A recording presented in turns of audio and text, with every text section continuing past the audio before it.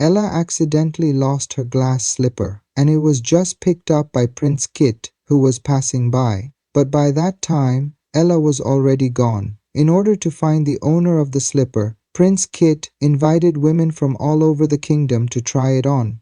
The women who could wear the glass slipper were not only rewarded, but also got the chance to meet the prince alone. But in the end, none of the women succeeded. Unwilling to give up, the prince sent his subordinates to try the slipper on every woman, even elderly ladies and pregnant women, but it was all in vain.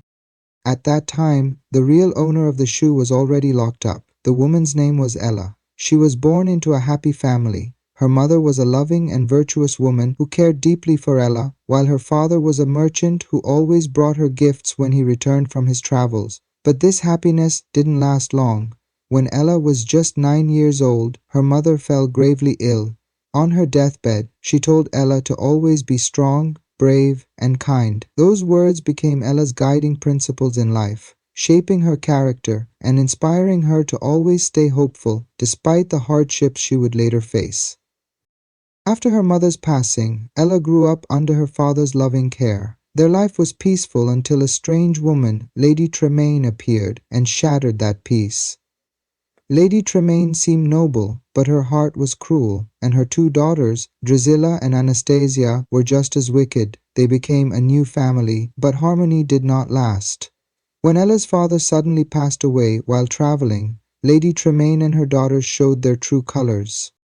They forced Ella to move into the attic and treated her like a servant. Despite the cruelty, Ella remained kind.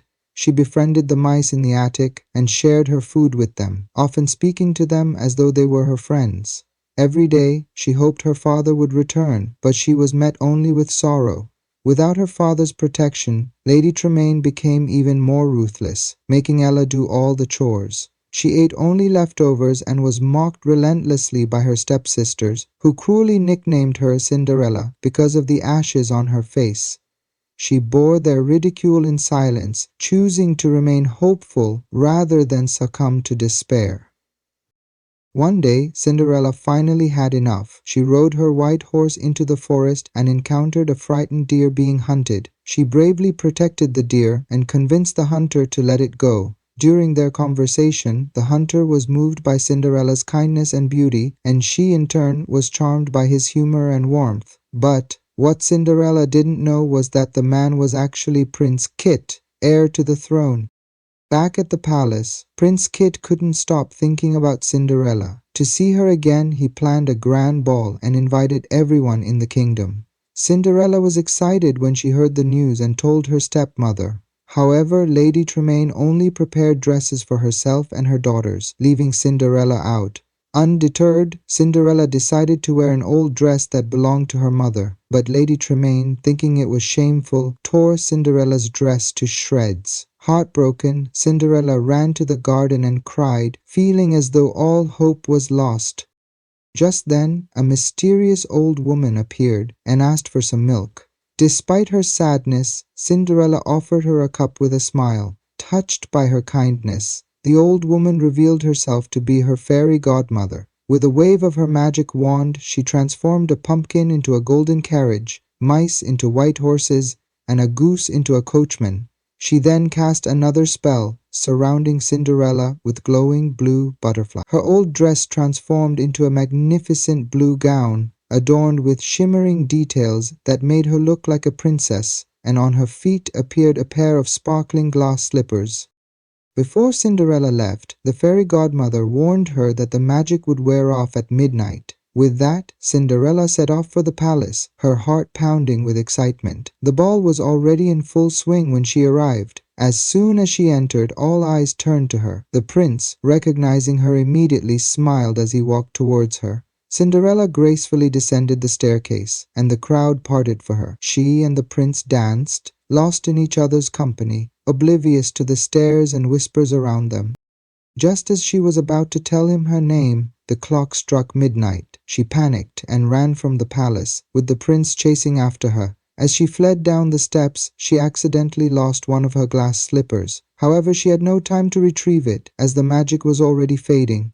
The carriage turned back into a pumpkin, the horses into mice, and the coachman into a goose. Cinderella barely made it home before everything returned to normal.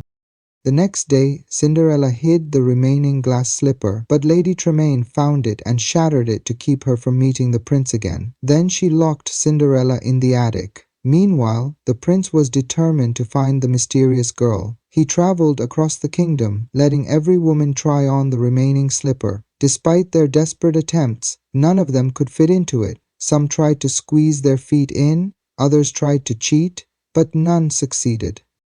When the prince's men arrived at Cinderella's house, Drizella and Anastasia tried to squeeze into the slipper, but it was no use.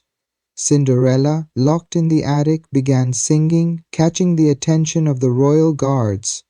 The mice, unwilling to let her be forgotten, worked together to open the window. The Grand Duke heard her voice and ordered a search. Eventually they found her, locked away, and brought her to the prince.